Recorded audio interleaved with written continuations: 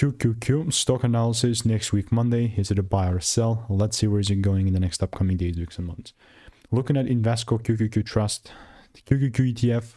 Where the heck are we heading next? I want to be very clear. This is like in such a beautiful demand zone where all I'm looking to do is do what? Potentially get involved on the long side.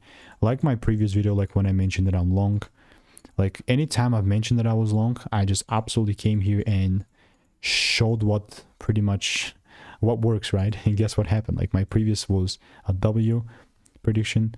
That was like back September. And then I'm not making very frequent videos on QQQ because like obviously just like one and only snipers.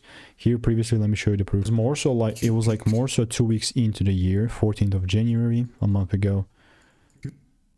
Buy, but if I see like a clean shit, then I'll take things up on that. I'm not forcing anything, so almost 4 and guess what happened with that? The price absolutely did exactly that. At the time it was sitting at 505, now it's 526, which is sick.